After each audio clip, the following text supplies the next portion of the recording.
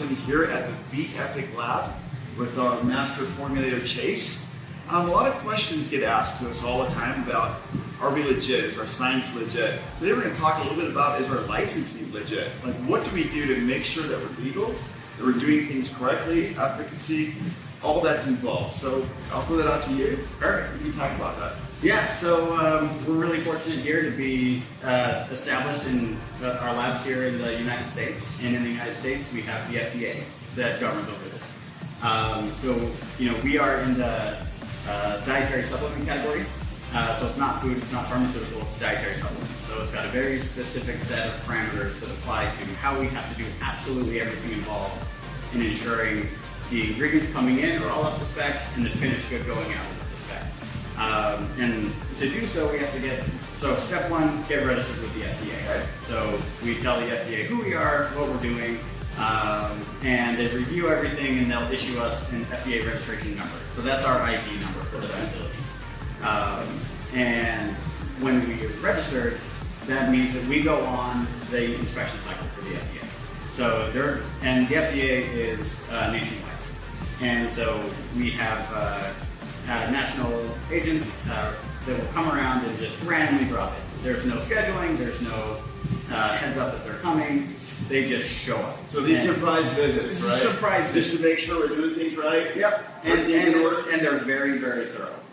It goes from an inspection of an inspection of the facility to make sure everything's clean, sanitary, and make sure that the very specific guidelines that they give for every step along the way is being adhered to. So step one is a tour. Step two, they really start digging into the paperwork on everything. If you're making your grandma's cookies, it's very simple. You just get out the recipe, and if you put the flour in before the eggs, it's not that big of a deal.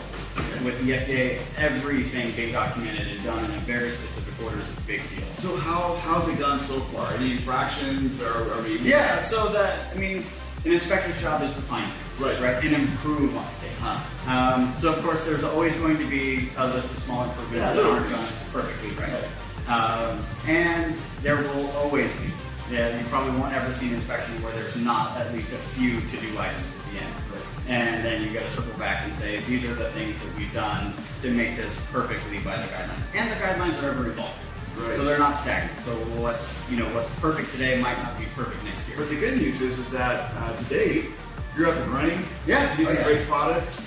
You're in compliance, right? Yep. And international shipping and international rules and regulations and certifications, we're up to date on all those. Yeah, so the nice thing about being in the U.S. is a lot of the countries that we export to, if they say, hey, if this product is good enough in the United States, it's good enough for us. Mm-hmm. So as long as we're adhering to everything on the U.S. FDA level, then we do a certificate of free sale, which shows that the United States government has acknowledged that this product is licensed to be sold by this company, and it's free to do so.